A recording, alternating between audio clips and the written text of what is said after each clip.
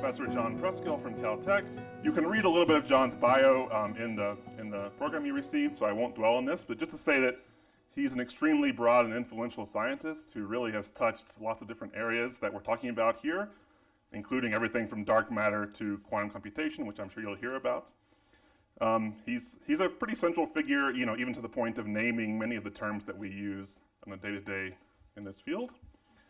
And we're very happy to have him come tell us today about quantum computing and the entanglement frontier.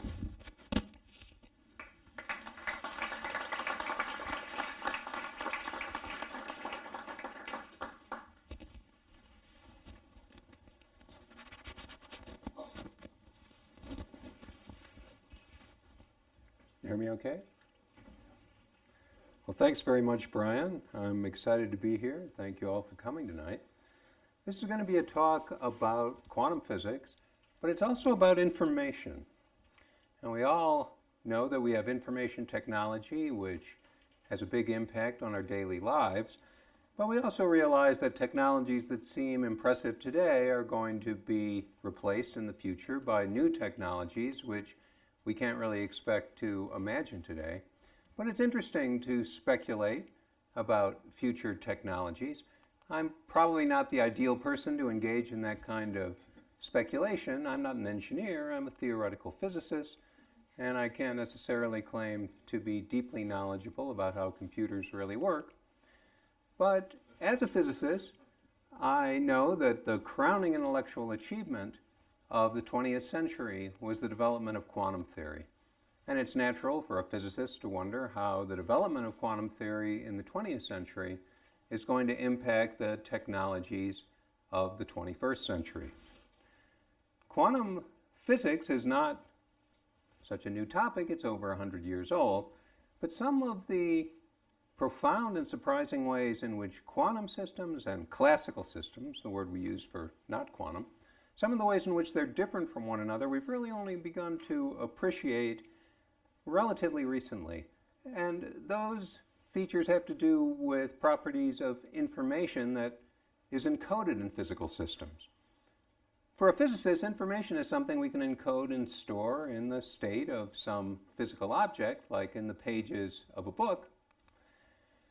But fundamentally, all physical systems are really quantum systems. They're governed by the laws of quantum mechanics. And that means information is something that we can encode and store in a quantum system. And information in quantum systems has some notoriously counterintuitive properties. That's why we proudly speak of the weirdness of quantum theory, and physicists relish that weirdness.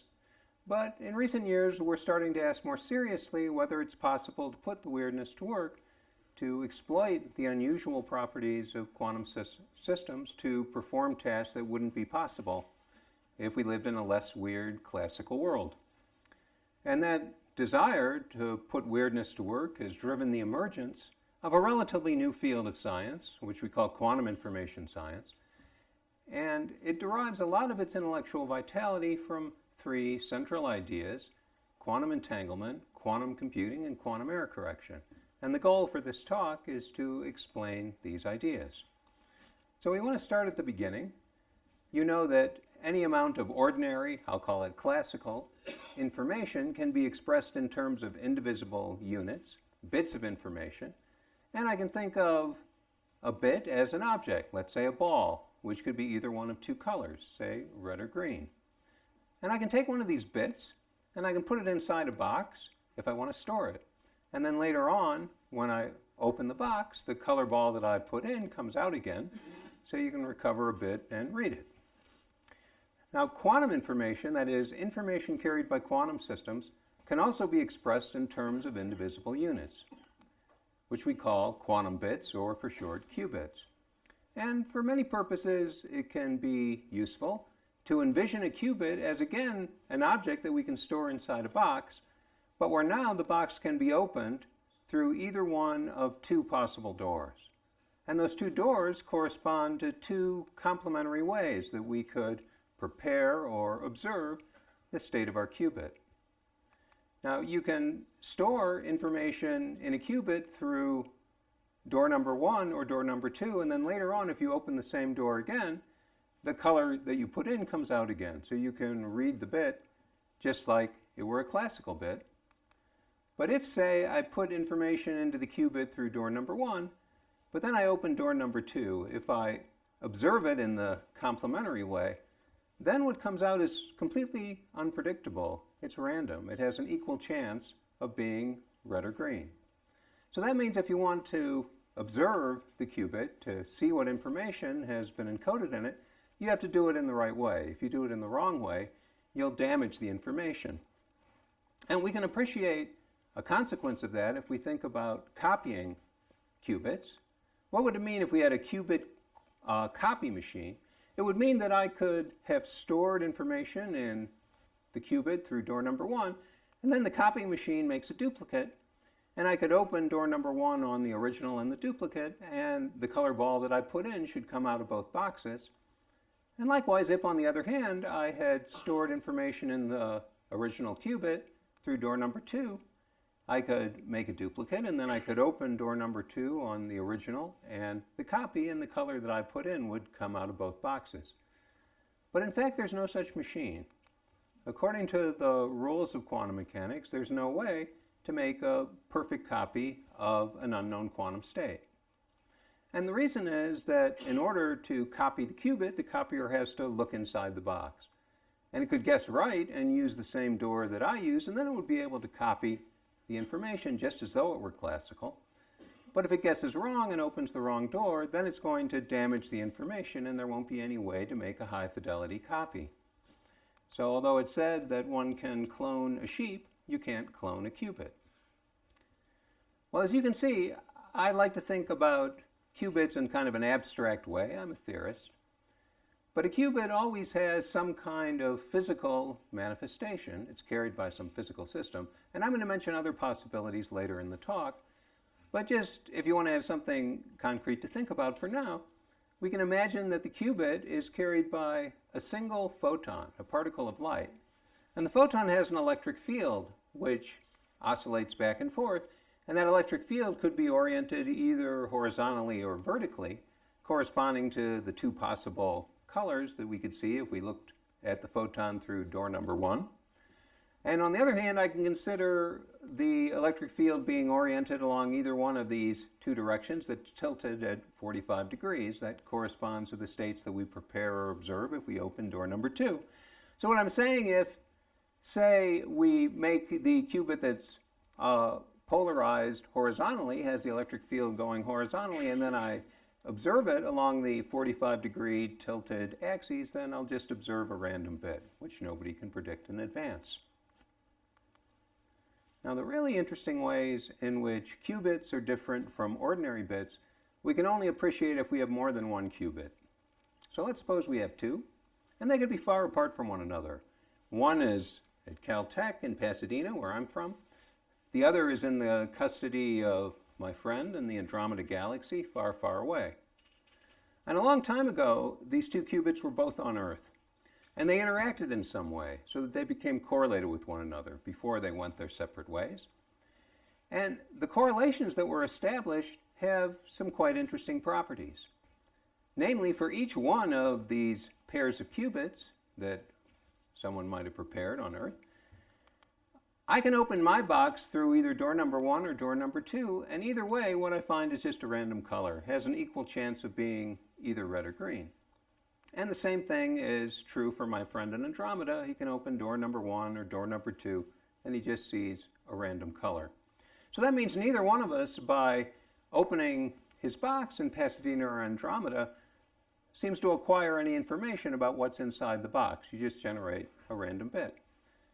And that's kind of strange, because with 2 qubits, we should be able to store 2 bits of information. So where has that information been hidden? The answer in this case, for this particular correlated state of 2 qubits, is that all the information inside the boxes is stored in the correlations between what you see when you open a box in Pasadena and you open a box in Andromeda. Because for this particular state of 2 qubits, if my friend and I both open door number 1, we're guaranteed to see the same color. Could be red or green, but it's always the same. And likewise, if we both open door number 2, we're guaranteed to see the same color, randomly chosen to be either red or green, but if we both open door number 2, we see the same thing. And there are actually 4 perfectly distinguishable ways in which the qubit in Pasadena could be correlated with the qubit in Andromeda. We could either see the same color or different colors when we both open door number 1 or we both open door number 2. And by choosing one of those 4 ways, we've encoded 2 bits of information in this pair of qubits, one of 4 possibilities. But what's strange is that we can't access that information locally. I can't get any information about what's in the box opening my qubit in Pasadena, nor can my friend in Andromeda. And that feature of quantum information, that it can be shared non-locally between these distantly separated objects, is what we call quantum entanglement. And it's the really important way in which quantum information is different from classical information. Now, correlations themselves are no big deal. We encounter them all the time in daily life. My socks are usually the same color, so that means if you look at my left foot, you know without looking what color sock to expect to see when you look at my right foot. And you might say this is pretty much the same thing. Because if I want to know what my friend in Andromeda is going to see when he opens door number 1, I can open door number 1 in Pasadena to find out. And if I want to know what my friend will see if he opens door number 2 in Andromeda, I can open door number 2 in Pasadena to find out. So aren't the boxes just like the sockses? Well, no, in fact, I insist that the boxes are fundamentally different than the sockses. And the essence of the difference is that there's just one way to look at a sock or a bit, but we have these 2 complementary ways of looking at a qubit. And that makes the correlations between qubits much richer and more interesting than correlations among ordinary bits. This idea of quantum entanglement was first explicitly discussed in a famous paper by Einstein and collaborators 85 years ago now. And at the time, to Einstein, quantum entanglement seemed so unsettling as to indicate that something was missing from our current understanding of the quantum description of nature. And that paper elicited some interesting responses, including a particularly thoughtful one from Schrödinger. Schrödinger said, "The best possible knowledge of a whole does not necessarily include the best possible knowledge of its parts."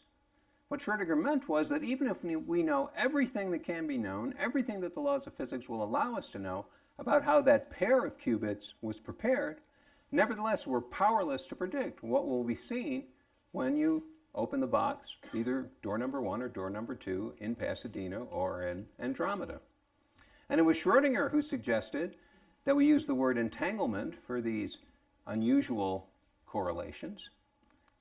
He also said it's rather discomforting that the theory should allow a system to be steered or piloted into one or the other type of state at the experimenter's mercy, in spite of his having no access to it. Schrödinger meant it's rather odd that these 2 qubits are so far apart from one another, and yet it's up to me to decide whether I'll open door number 1 and thereby know what my friend will see if he opens door number 1 in Andromeda, or I can decide to open door number 2 and then I'll know what my friend will see if he opens door number 2 as well.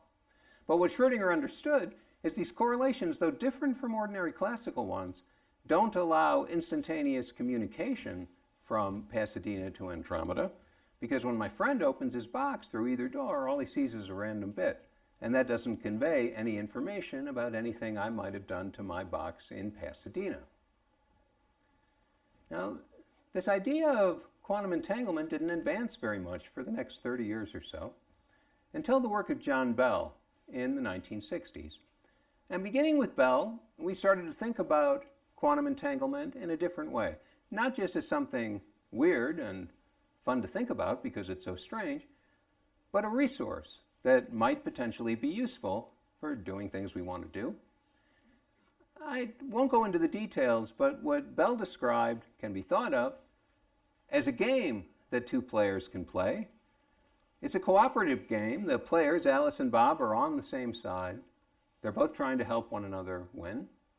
And the way the game works is that Alice and Bob receive inputs, and in order to win the game, they have to produce outputs which are correlated in some way that depends on the inputs that they receive.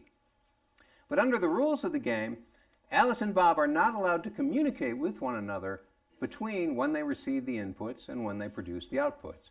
They are allowed to use correlated pairs of bits that might have been distributed to them before the game began. And for this particular version of the game, it turns out that if Alice and Bob play the best possible strategy, they'll be able to win the game with a probability of 75% if you average uniformly over the possible inputs that they could receive. But there's also a quantum version of this game, where the rules are exactly the same, except that in the quantum version, Alice and Bob are allowed to use entangled pairs of qubits that were distributed to them before the game began. And it turns out that in that case, they can play a better quantum strategy using their entanglement as a resource to win the game with a higher success probability, about 85% instead of 75%. And experimental physicists have been playing this game for decades now and winning with a higher probability of success, which Bell pointed out the rules of quantum mechanics allow. So these strange correlations, stronger than ordinary classical correlations, really are part of nature's design. Einstein derided quantum entanglement. He called it spooky action at a distance, and that sounds especially derisive if you say it in German. But it doesn't matter what Einstein thinks. Nature is the way experiments reveal her to be, and we should love her as she is.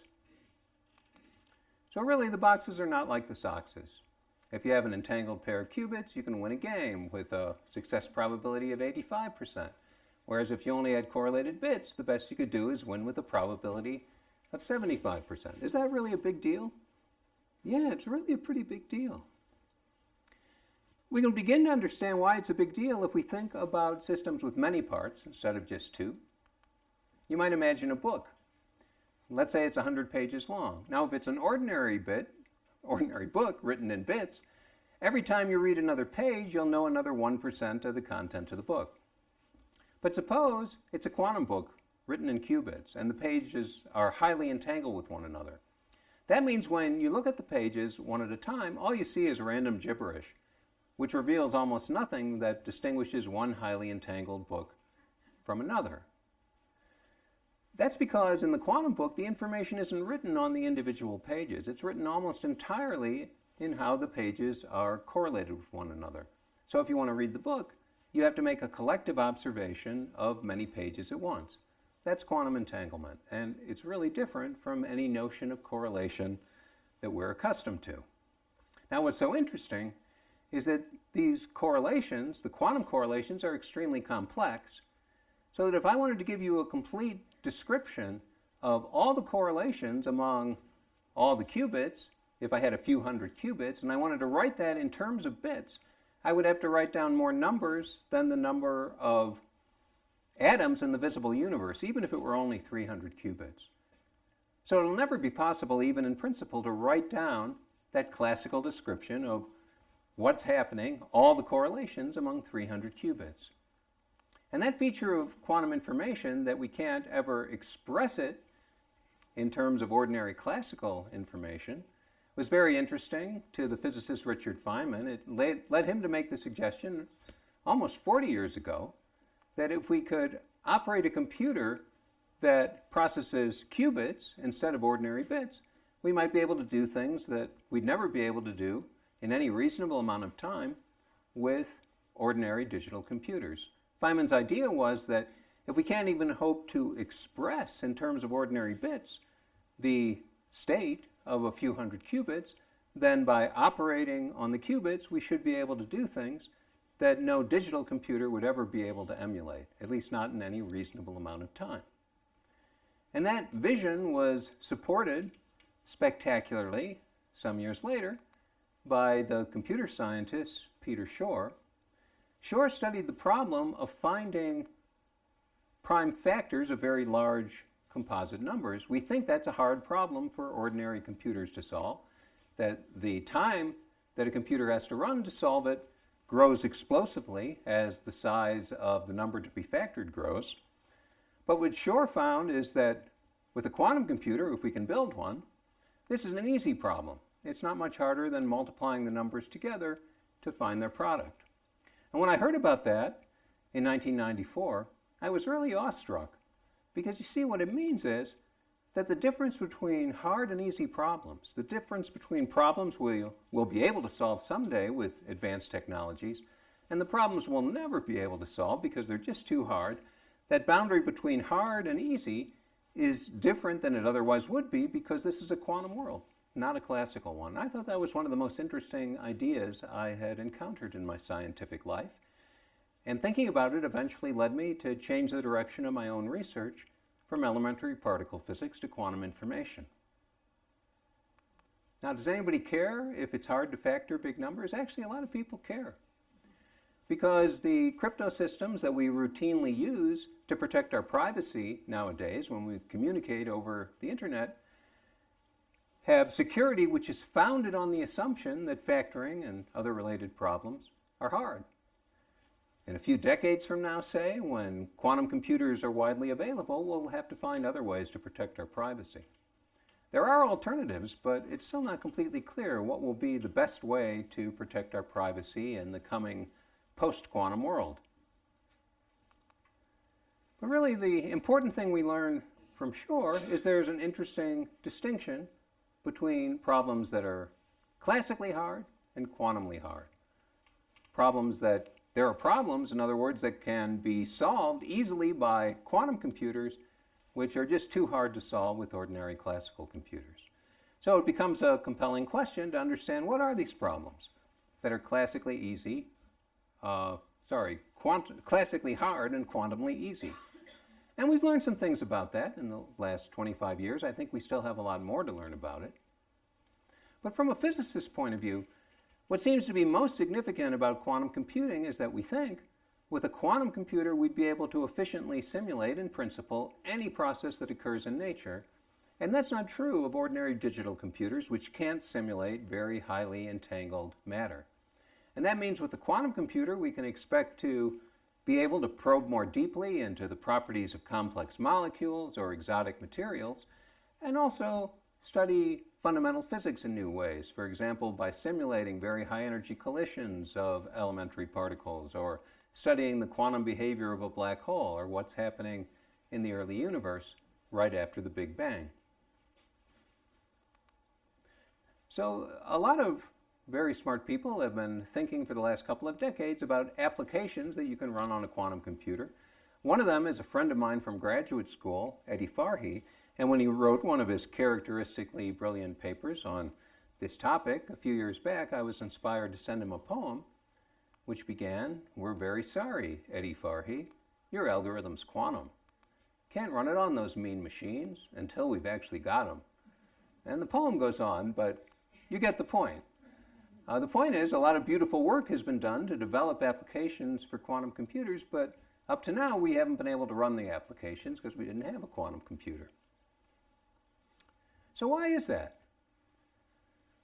It's been nearly 40 years since Feynman issued the call for a new type of computational science, challenged us to build quantum computers, and we're just now getting to the point where we have quantum computers that seem to be capable of doing interesting things that we might not be able to do with ordinary computers. What took so long? Well, you see, it's really, really hard to build a quantum computer. And part of what makes it hard is a phenomenon we call decoherence. Physicists like to imagine a cat which is dead and alive at the same time. But we never see that type of superposition of macroscopically distinguishable objects in ordinary life, and we understand why not.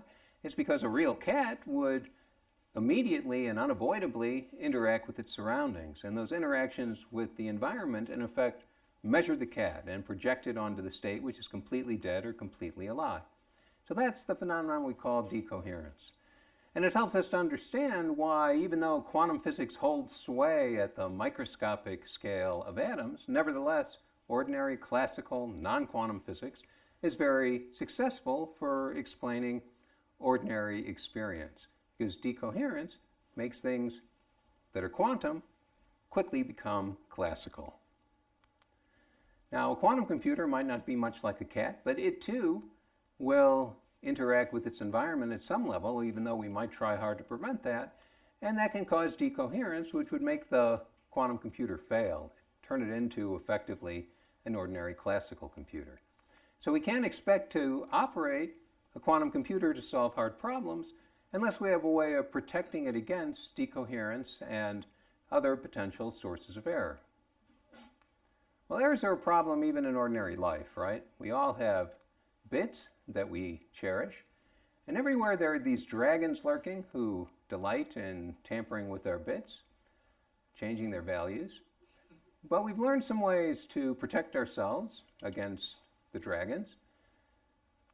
If I have some bit which is extremely valuable that I don't want to lose, I can store extra backup copies of the bit. And then the dragon might come along and change the color of one of the balls, but I can ask a busy beaver to frequently check. And when he sees that one of the balls is a different color from the others, he quickly repaints it so all three match again. So as long as the dragon hasn't had a chance to damage 2 out of the 3 balls, the information is protected because we've encoded it redundantly. And we'd like to use that same principle, that we can redundantly encode information to protect it from damage, for quantum information. But at first there appear to be difficulties. As we already noted, we can't copy unknown quantum states, and so we can't, for example, store a backup copy of the state of a quantum computer in case the original gets damaged. And also, for quantum systems, there are more things that can go wrong than for classical ones. The dragon might open door number 1 and flip a bit, and then close door number 1, and that would be like a bit flip error that occurs in ordinary classical data. But he has other options. He might open door number 2 and change the color and then reclose the box. And that's what we call a phase error in the quantum information, which really has no classical analog, and we have to be able to predict, or rather correct, both types of errors. There's another way of thinking about these phase errors. We can imagine that the dragon opens door number 1, and he doesn't flip the bit, but he just observes it and remembers its value. And that would have the effect of producing an error if we look through the complementary door, through door number 2. That's what we call a phase error. And because in many physical settings, it's easier for the environment to remember a bit than to flip a bit, these phase errors are particularly pervasive in a lot of physical settings. So the point is that quantum information is different than classical information in this respect, that whenever you observe a quantum state, you disturb it in some unavoidable and uncontrolled way.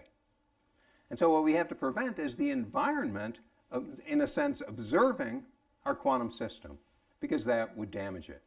We have to keep it almost perfectly isolated from the outside world. And that sounds impossible, because our hardware is never going to be perfect. But we've understood in principle how to do it using the idea we call quantum error correction. The key idea is to use entanglement. So I have some qubit here that I would like to protect from damage, and what I can do is encode that qubit in an entangled state of many qubits, in this case 5.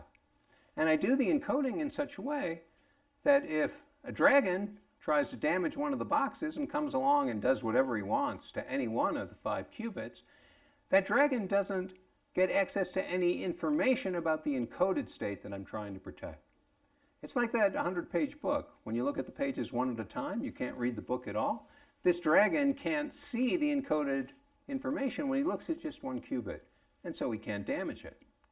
And in fact, we can ask the beaver to come along, and the beaver can make some careful collective observation of all the qubits at once, which will tell the beaver what kind of damage the dragon did, so the beaver can correct that damage. But the beaver doesn't have to find out anything about the encoded state either, so it remains undamaged. And that's the idea of quantum error correction. We can protect quantum information by encoding it redundantly if we do it the right way, and the right way is to put the information in a highly entangled form. So the idea is, again, that if I want to protect quantum information, I should encode it in a highly entangled state of many parts, and the environment is going to come along and interact with those parts one at a time. But just like we couldn't read that 100-page quantum book looking at the pages one at a time, the environment isn't able to access the information or damage it, so it's protected. And we've also understood how to process information that's encoded in this very highly entangled way. So we can anticipate in the not too distant future that we'll be able to store an encoded state of a cat, which is dead and alive at the same time, a delicate quantum superposition in a quantum memory, and protect it in that quantum memory for as long as we please. When we were developing the theory of quantum error correction back in the 1990s, it was an exciting time. I had a student at the time, Daniel Gottesman, who was a big contributor to the subject. We were so excited that he wrote a sonnet which read in part, "We cannot clone perforce, instead we split coherence to protect it from that wrong that would destroy our valued quantum bit and make our computation take too long." And being a sonnet, it goes on, but you get the idea. We were very excited. But that was over 20 years ago, and we're really now just getting to the point where our quantum hardware is sufficiently advanced that we can start realizing these quantum error correction ideas in real laboratory systems. Now, one of the heroes of this subject is my colleague at Caltech, Alexei Kitaev. We met when he first visited Caltech in 1997. It was one of the most exciting days of my scientific life, because when I listened to Kitaev give his seminar and I made these notes, I realized that he had ideas about quantum error correction that were potentially transformative. And what I heard about from Kitaev was the connection between quantum error correction and topology. Topology is the word that mathematicians use for properties of an object that remain invariant even if we deform that object, stretching it without tearing or breaking it. And when we consider a quantum computer acting on protected quantum information, what we would like is the way the computer processes that information to remain invariant when we deform the computer by introducing some noise.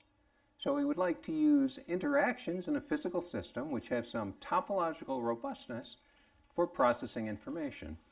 And physicists have known about topological interactions for a long time. One example is what we call the Aharonov-Bohm effect.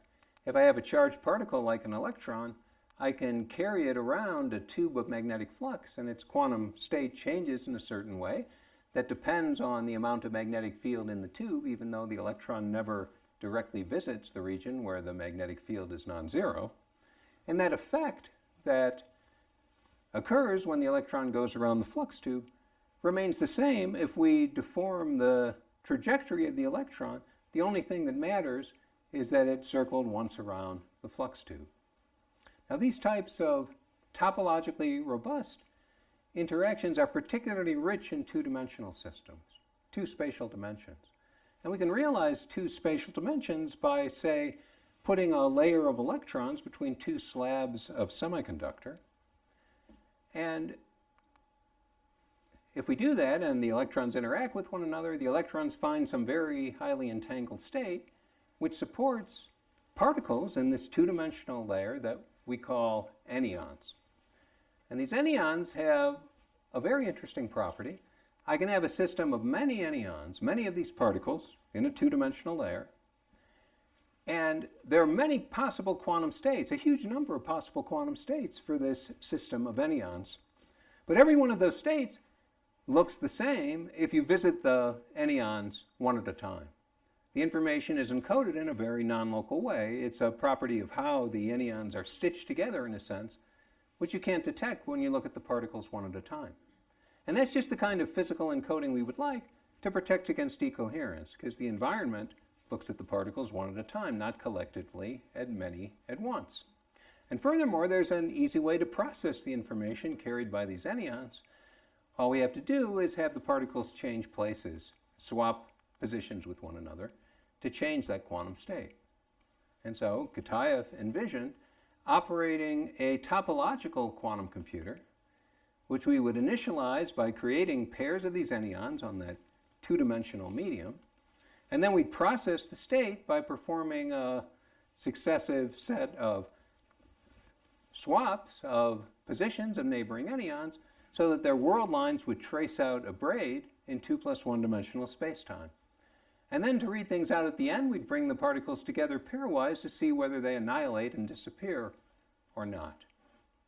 And the beauty of this idea is that as long as we keep the temperature low so there are no unwanted anyons drifting around, and we keep the anyons far apart from one another except at the very beginning and the very end, so there's no unwanted exchange of information between the anyons, then as long as you do the right braid, you'll get the right answer. It's an intrinsically, topologically robust way of doing a quantum computation. So for a theorist, this is a very beautiful idea. In fact, it's so beautiful that when I heard about it, I got excited and wrote a poem, which read in part, Alexei exhibits a knack for persuading that someday we'll crunch quantum data by braiding, with quantum states hidden where no one can see, protected from damage through topology. Enyon, enyon, where do you roam? Braid for a while before you go home. And the poem goes on, but you get the idea. It's exciting. It's a beautiful vision of how to operate a quantum computer. But can you really make a physical system that realizes that vision? Well, that's still an open question, really. But Kitaev had an interesting idea about that as well. He noted that under the right conditions, it's possible to split an electron in half. Now, it sounds ridiculous because you know an electron is an elementary particle and it's indivisible. But in an entangled world, rather amazing things can happen. So we can imagine a wire. It's at very low temperature, so it's superconducting. That means it can conduct electricity without any resistance. But there are two kinds of superconducting wire, the ordinary kind and another kind that we call a topological superconductor. And where the two types meet one another, there lives an object that we call a Majorana mode. So it turns out you can add an electron to this segment of topological superconducting wire, and the electron just kind of disappears. It dissolves. You don't know it's there anymore. But at that same time, the state of these two Majorana modes at the ends changes. So the information that the electron has been added is still there, but you can't see it locally looking at either Majorana mode one at a time. It's a collective property of the two modes. So you could have a quantum state which is a superposition of an even and odd number of electrons, and that would be stable with respect to decoherence because it's very hard for the environment to find out which it is. Now, there have been experiments already for 8 years exploring this idea to try to see whether it works, and the experimental evidence is getting more compelling, but it's still not completely conclusive. So we need further experiments to make a really convincing case that this type of quantum memory will really work and will really be stable. Of course, we'd like to do more than just store qubits. We'd like to be able to process the information. We can imagine doing that this way. We might have a network of wires which have T-junctions, and I can move these Majorana modes around by turning on and off voltage gates underneath the wires, which change where the boundary is between the two types of superconductor. And that would enable me to park one of the Majoranas around the corner, move the one on the right over to the left, and unpark the first one, and that would be an exchange of the two particles. One step in generating a braid, one step in a topologically protected quantum computation. And this type of operation on a qubit has not yet been achieved experimentally, but we're still hopeful that it will be sometime in the next couple of years. It's really hard to do these things in practice, but progress is being made. And when that happens, it'll be really a milestone for solid state physics, never mind what it might imply about future technology. Now, I don't want to give the impression that this exotic topological encoding with Majorana modes is the only type of quantum hardware that people are working on. That's very far from the case. There are a lot of different approaches to building quantum hardware that are steadily developing. And some of them are far ahead of this beautiful topological idea. I already mentioned the possibility of encoding information in a single photon. We could also have our qubit be a single atom, where the two states that it can be in correspond to the lowest energy state of the atom and some long-lived excited state. Or the qubit could be a single electron, which has a magnetic field, which can be pointing either up or down. These are all quite remarkable encodings because the information is being carried by a single particle. and yet we've learned how to control these systems pretty well. And there are more complicated encodings which are possible as well. I could, for example, consider a superconducting circuit, not the exotic type of topological superconductor I just described, but an ordinary superconductor, where, for example, although for practical reasons this isn't the best way to do it, the qubit could correspond, the two states could be persistent current in a loop of wire circulating either clockwise or counterclockwise. So what's the state of the technology now? We're on the brink of what has been called quantum computational supremacy. That means quantum computers which are capable of doing certain very special tasks that we think are beyond the reach of our most powerful supercomputers today. I thought it would be useful to have a word for this era of quantum information processing, which is starting to dawn, so I made up a word, NISQ, N-I-S-Q. It stands for Noisy Intermediate Scale Quantum. Intermediate scale means that we can now build in the laboratory quantum systems with sufficiently many qubits, more than 50, so that it's very hard, if not impossible, by brute force to simulate what the quantum computer is doing. Noisy reminds us that these devices are not error corrected.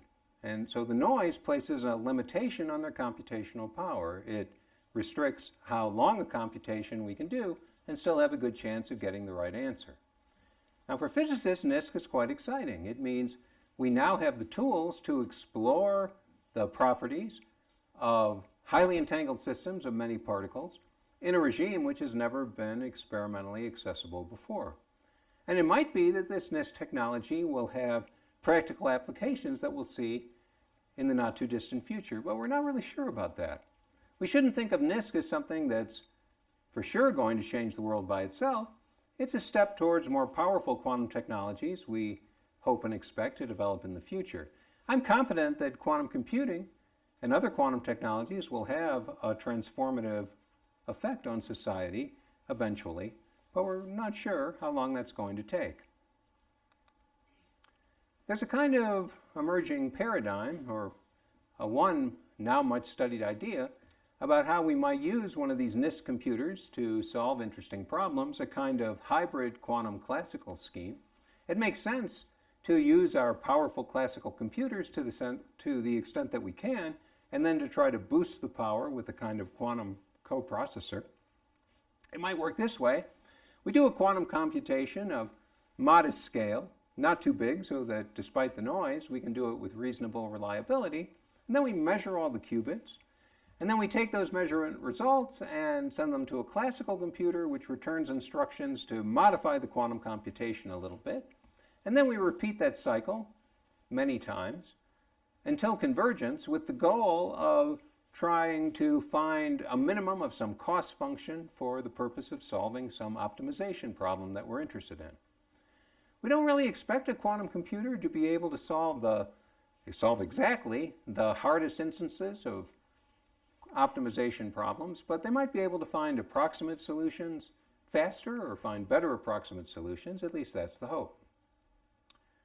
Now, should we expect that this NISQ strategy will be able to outperform our most powerful classical computers for some interesting applications? We don't really know. We're going to try it and see how well it works. And as we run these applications, we'll learn more and hopefully come up with better ideas for algorithms. But it's really a lot to ask because the classical algorithms are well honed after decades of development, and these NISQ devices are just becoming available for the first time now. Now, as I've emphasized, these NISQ-era quantum computers, which we'll be playing around with in the next few years, are not protected by quantum error correction. That's a serious limitation on their computational power. And the eventual solution to that will be quantum error correction. But the trouble is that quantum error correction has a very high overhead cost. We'll need a lot more physical qubits and a lot more fundamental operations, or quantum gates, in order to use quantum error correction effectively. How high that cost is depends on the quality of our hardware. The noisier it is, the higher the cost. And it also depends on the problem that we're trying to solve. But if, for example, I want to solve some interesting chemistry problem with qubits and quantum gates with comparable performance to what we have now, using quantum error correction, I would probably need thousands of physical qubits for every good qubit that I'm trying to protect. And so altogether, millions of physical qubits. So that's a very big leap from where we're likely to be in the next couple of years with maybe hundreds of physical qubits, from hundreds to millions, and it's not going to happen right away. But the work that we're doing now on trying to make better qubits and better fundamental operations, to engineer better systems, to design better algorithms, and come up with better ways of doing error correction, all those things will bring closer the day when truly scalable quantum computers can solve very hard problems. So I've been emphasizing 3 questions about quantum computers. Why do we want to build one? Maybe the best answer we have is that we think a quantum computer would be capable of efficiently simulating anything that occurs in nature, and we don't think that's true for ordinary digital computers, which can't simulate very highly entangled matter. Can we build one? Well, we don't know of any insurmountable obstacle to realizing large-scale quantum computers now that we've understood the principles of quantum error correction. And how will we build one? Well, as I've emphasized, there are a lot of different ideas and a lot of different approaches to building quantum hardware that are currently being developed. And it's important that we continue to develop these different types of hardware in parallel for the time being, because we really don't see clearly yet what technology has the best prospects for scaling up eventually to large devices that can really solve hard problems. So I think these questions make for a very interesting research agenda, and a lot of my work over the last 25 years has been focused on addressing these questions. But I'm not an engineer, I'm a theoretical physicist, and what excites me the most is the way in which our ideas about quantum information and quantum computing are giving us new insights and approaches to solving other problems in physics. The way I look at the field of quantum information science is that we're just at the early stages of exploring a new frontier of the physical sciences, what we could call the entanglement frontier or complexity frontier. So this is different from the frontier of short distances that we explore in elementary particle physics, or of long distances, which we explore in cosmology. But like those, it's very fundamental and exciting. We are now acquiring and perfecting the tools to create and to control very precisely very complex systems of many particles, highly entangled systems, which are so complex that we can't simulate what they're doing with ordinary digital computers, or understand their behavior very well with our existing theoretical toolkit. So that opens new opportunities for discovery.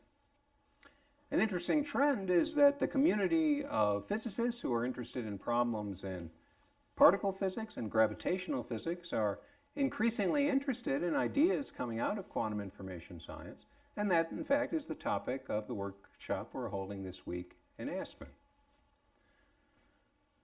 One thing that community has wrestled with for decades now is the problem of understanding black holes, and in particular, what happens inside black holes and what are the quantum properties of black holes. There are still mysteries in that regard, but that struggle has given rise to an amazing proposal that we call the holographic principle.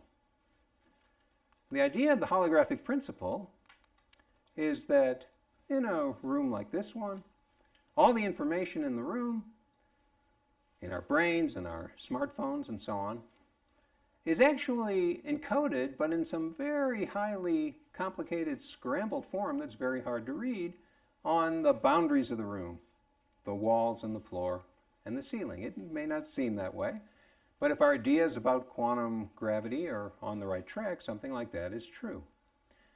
And furthermore, what we've been learning is that the geometry inside the room, the information about who is sitting close to somebody else, seems to be encoded in the structure of the entanglement in that very highly scrambled boundary description. So there's a sense in which entanglement is what's really holding space together. At a recent Caltech event, we had a talk by Robert Digraph, the director of the Institute for Advanced Study at Princeton. And I was struck when he showed this slide, which was supposed to indicate how the ideas of theoretical physics are connected to one another.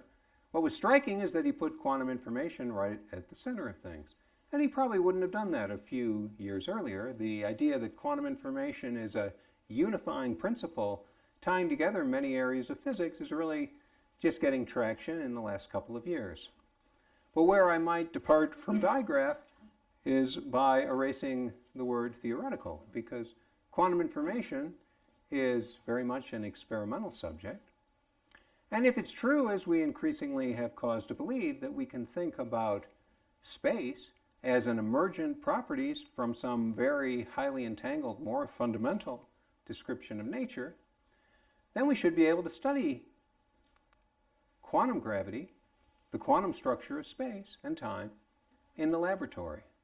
So we can anticipate getting deep insights into the quantum structure of space-time from laboratory experiments. We can envision on a tabletop in a lab or in a quantum computing center to create space-times that didn't exist before and study their properties. Well, whether that prophecy will come true, time will tell. But I think we can say with very high confidence that many rousing discoveries await us as we explore the entanglement frontier. Thanks a lot for listening. Time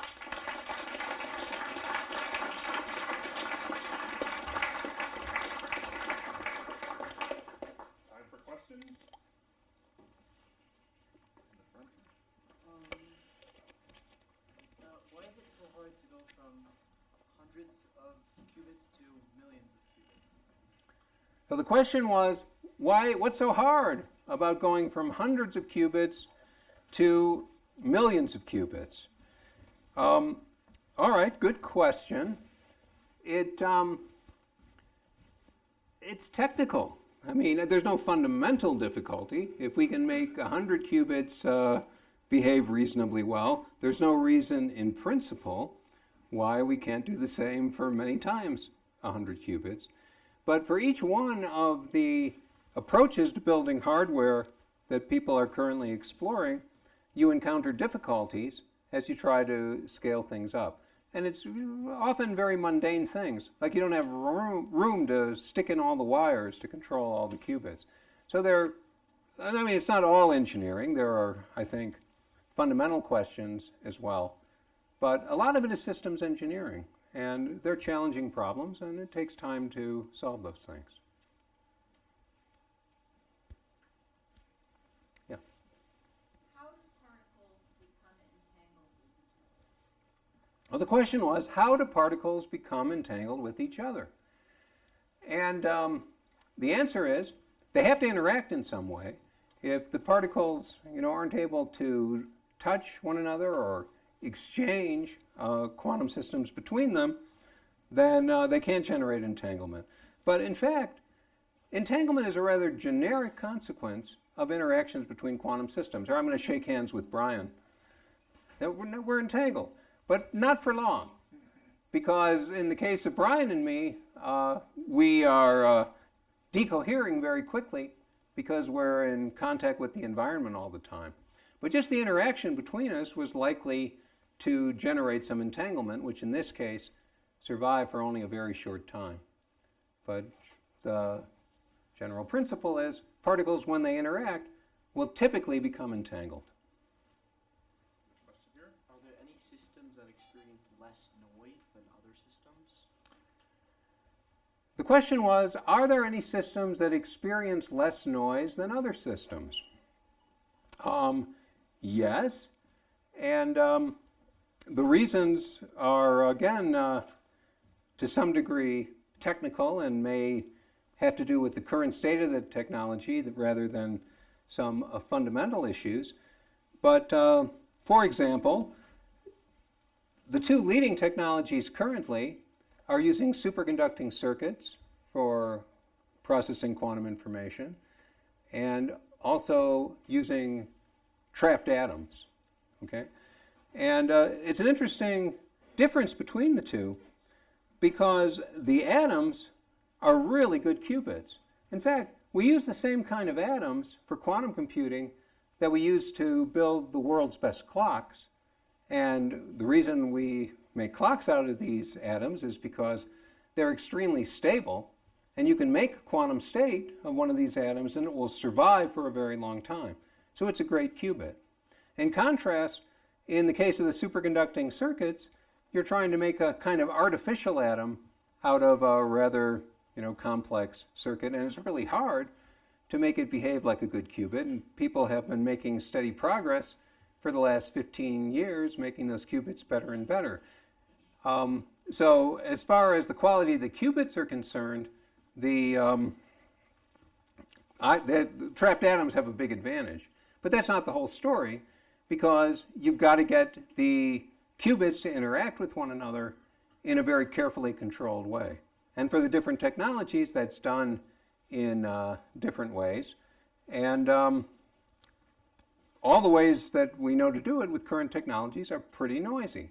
What does pretty noisy mean? It means if you try to perform an operation on a pair of qubits, either in the case of the trapped atoms or the qubits encoded in superconducting circuits, about one time out of 100, the gate's not going to work. It has an error rate of about 1%. And that's just the state of the art now. There isn't a fundamental reason for that.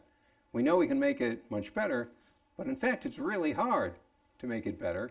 Probably the way to do it will not just be incremental progress, step by step. We'll need new ideas to get much better control over the interactions between qubits than we currently have. There was a question in the front down there on the left. That was fascinating. Thank you so much for that. Thanks. I'm very interested in quantum biology, and Oh, yeah. would be really interested in your thoughts on the theory of birds navigating migration patterns through some quantum entanglement, and particularly how they might make that entanglement last throughout a migration cycle. Now, the question is about quantum biology. What is quantum biology? Well, there are various proposals about how in certain biological systems quantum effects are important. Now, it's not immediately obvious that this should be the case, because living cells are warm and wet and subject to very strong decoherence. But there are several ideas which might make sense. One that's been studied quite a bit is the behavior of photosynthetic complexes, which absorb sunlight and then eventually convert that to stored energy, where it turns out that electrons get excited inside these molecules and they remain coherent for surprisingly long times. It's a little bit controversial whether that's really the case, but at any rate, it's been suggested that the molecules may have been driven by evolution to a structure which is conducive to those long coherence times because it makes the energy capture more efficient. Specifically, you asked about bird navigation, where it's been suggested that there are entangled pairs in the bird brain, which are very sensitive to magnetic fields, allow the birds to have sufficiently precise magnetometers that from the mainly the tilt of the Earth's magnetic field, they have an idea where they are. You can tell a plausible story about how coherence times might be long enough for there to be a kind of quantum magnetometer. It's an entangled two-particle state that survives for a while. And maybe the most speculative but most interesting idea in quantum biology is that quantum effects might have something to do with human cognition. And that sounds like a really crazy idea, because what would the qubits be, and how could they have sufficiently long coherence times for there to be any interesting effects? But you can tell a story about how the qubits would have to be the nuclear spins of a certain element, phosphorus-31. They have surprisingly long coherence times. You can imagine getting entangled pairs of these qubits from biochemical processes that really occur, because whether these two spins are in an entangled state or not can affect reaction rates, or so it's been claimed. So these are all very speculative ideas, but what's nice about them is that they're all experimentally testable. I think all the things that I've mentioned suggest experimental investigation so we can find out more whether the ideas really make sense. And there's some people working on that.